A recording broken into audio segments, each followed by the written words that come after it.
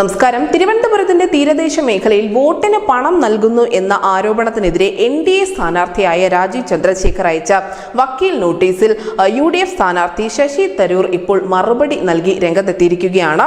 വോട്ടർമാർക്ക് NDA സ്ഥാനാർത്ഥി പണം നൽകി എന്ന് താൻ പറഞ്ഞിട്ടില്ല. രാജീവ് ചന്ദ്രശേഖറിന്റെ പേരോ അല്ലെങ്കിൽ പാർട്ടിയോ താൻ എവിടെയും പരാമർശിച്ചിട്ടില്ല.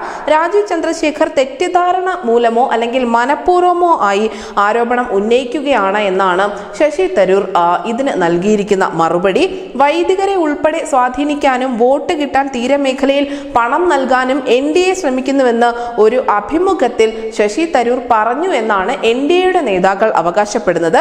പിന്നാലെ ഇവർ ഇത് ചൂണ്ടിക്കാണിച്ചുകൊണ്ട് തെരഞ്ഞെടുപ്പ് കമ്മീഷൻ ഒരു പരാതി നൽകുകയും ചെയ്തു.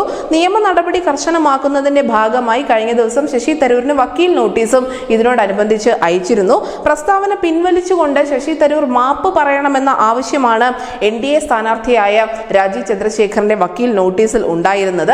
എന്തായാലും ആരാണ് ഈ പണം നൽകിയതെന്ന് താൻ പറഞ്ഞിട്ടില്ല എന്നും കേട്ടുകേൾവിയാണ് പറഞ്ഞതെന്നും അന്വേഷണത്തിൽ അങ്ങനെയാണ് മനസ്സിലായതെന്നുമാണ് ശശി തരൂർ പറയുന്നത്.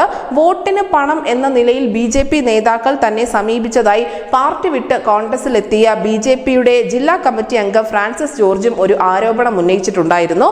എന്നാൽ ഉന്നയിക്കുന്ന ആരോപണങ്ങൾക്ക് അടിസ്ഥാനം വേണമെന്നും അതിന് കൃത്യമായ തെളിവ് പറയുന്ന സമയത്ത് ഹാജരാക്കാൻ സാധിക്കണമെന്നും അല്ലാത്ത പക്ഷം തങ്ങൾ നിയമ നടപടിയുമായി തന്നെ മുന്നോട്ട് പോകുമെന്നുമാണ് NDAയുടെ നേതൃത്വം അറിയിക്കുന്നത്. News desk news day Malayalam.